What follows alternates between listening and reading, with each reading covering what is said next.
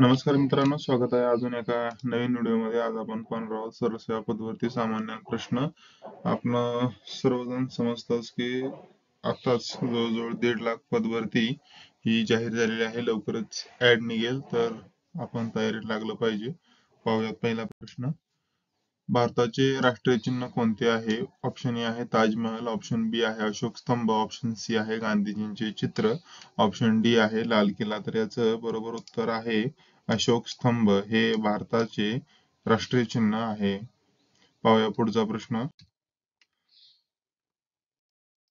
पुणे शहराला कसे ओळखले जाते? ऑप्शन ए आहे सांस्कृतिक राजधानी, ऑप्शन बी आहे तंत्रज्ञान केंद्र, ऑप्शन सी आहे औद्योगिक हब, ऑप्शन डी आहे आंतरराष्ट्रीय पर्यटन केंद्र. तर याचं बरोबर असलेलं उत्तर आहे सांस्कृतिक राजधानी म्हणून पुणे शहराला हे ओळखले जाते. पाहूयात पुढचा प्रश्न. मराठा साम्राज्याचे संस्थापक कोण होते? याचे ऑप्शन्स आहेत. Option A Shivaji Maharaj, option B आहे सदाशिव पाटील, ऑप्शन सी आहे शहाजी राजे, ऑप्शन डी आहे रजा हिदवई. तर याचं बरोबर उत्तर आहे ऑप्शन ए छत्रपती शिवाजी महाराज हे मराठा साम्राज्याचे संस्थापक होते. तर पाहूया पुढचा प्रश्न. जवाहरलाल नेहरू यांचे जन्मस्थान काय आहे? ऑप्शन ए आहे मुंबई, ऑप्शन बी आहे इलाहाबाद, ऑप्शन सी आहे दिल्ली, ऑप्शन डी आहे आग्रा. तर याचं बरोबर असलेलं उत्तर आहे ऑप्शन बी इलाहाबाद हे पंडित जवाहरलाल नेहरू यांचे जन्मस्थान आहे. पाहुयात पुढचा प्रश्न. भारताच्या लोकसंख्येची गणना किती वर्षांनी केली जाते? ऑप्शन ए आहे 5 वर्ष, ऑप्शन बी आहे 10 वर्ष, ऑप्शन सी आहे 15 वर्ष, ऑप्शन डी आहे 20 वर्ष. तर या प्रश्नाचे बरोबर असलेलं उत्तर आहे ऑप्शन बी 10 वर्ष. भारताच्या लोकसंख्येची गणना प्रत्येक 10 वर्षांनी केली जाते. पाहूयात पुढचा प्रश्न. कृष्णा नदी कुठून उगम पावते? ऑप्शन ए आहे हिमालय, ऑप्शन बी आहे पश्चिम घाट वेस्टर्न घाट्स, ऑप्शन सी आहे विंध्य पर्वत, ऑप्शन डी आहे कर्नाटक. तर या प्रश्नाचं उत्तर आहे पश्चिम घाट येथून कृष्णा नदी उगम पावते.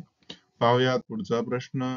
पहिला भारतीय ऑलिम्पिक सुवर्ण पदक विजेता कोण होता?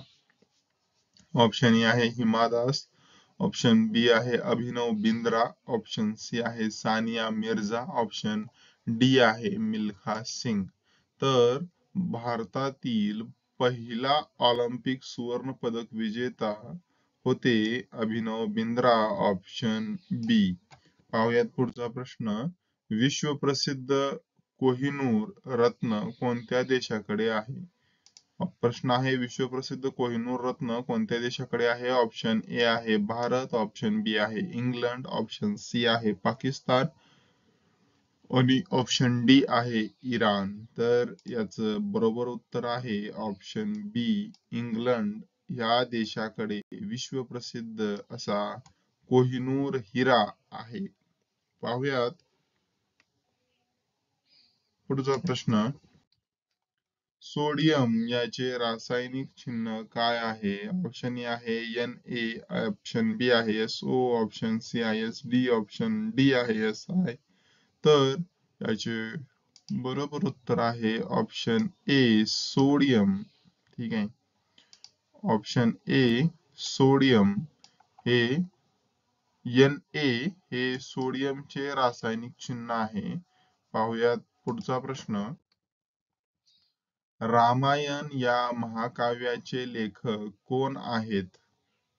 ठीक आहे, ऑप्शन ए आहे महर्षी वेदव्यास, ऑप्शन बी आहे कवी कालिदास, ऑप्शन सी आहे महर्षी वाल्मिकी, ऑप्शन डी आहे कवी सूरदास.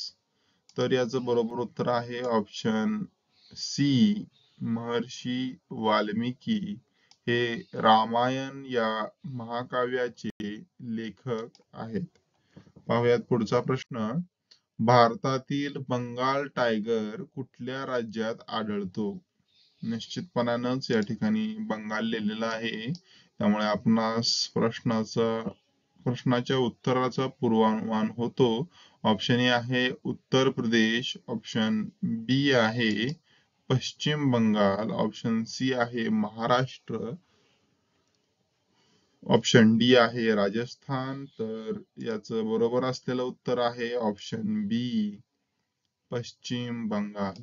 पाहूयात पुढचा प्रश्न.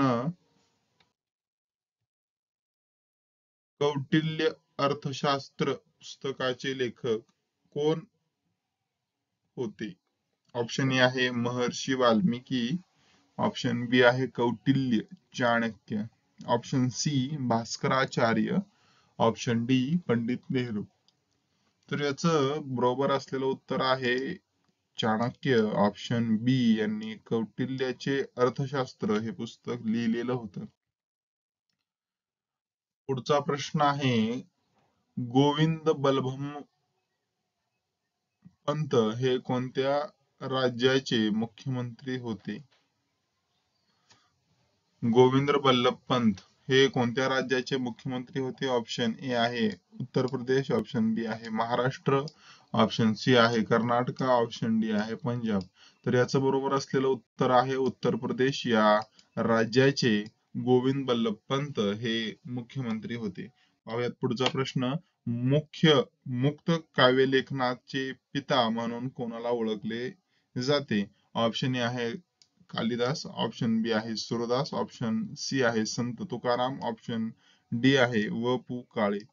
तर याचं बरोबर उत्तर आहे ऑप्शन सी, संत तुकाराम यांना मुक्त काव्य लेखनाचे पिता म्हणून ओळखले जाते. पाहूयात पुढचा प्रश्न. पंचायती राज व्यवस्था कोणी लागू केली होती? ठीक आहे. पंचायती राज व्यवस्था कोणी लागू केली होती? ऑप्शन ए आहे Mahatma Gandhi, option B Pandit Nehru, option C Rajiv Gandhi, option D Sardar Patel. तर याचं बरोबर असलेलं उत्तर आहे ऑप्शन सी राजीव गांधी यांनी पंचायती राज व्यवस्था चालू केली होती. पाहूयात पुढचा प्रश्न. भारतीय सेना दिवस कधी साजरा केला जातो? तर याचं ऑप्शन्स आहेत. ऑप्शन ए 26 नोव्हेंबर, ऑप्शन बी आहे 15 ऑगस्ट, ऑप्शन सी आहे 4 डिसेंबर, ऑप्शन डी आहे 15 जानेवारी. तर 15 जानेवारी रोजी भारतीय सेना दिवस साजरा केला जातो. अशा पद्धतीने आपण जवळजवळ 16 ते 17 प्रश्न पाहिलेले आहेत. आशा आहे आपणास व्हिडिओ आवडला असेल. अनेकांपर्यंत व्हिडिओला शेअर करा, लाईक करा, चॅनलला सबस्क्राईब करा. तयारी करत राहा परीक्षेची. धन्यवाद.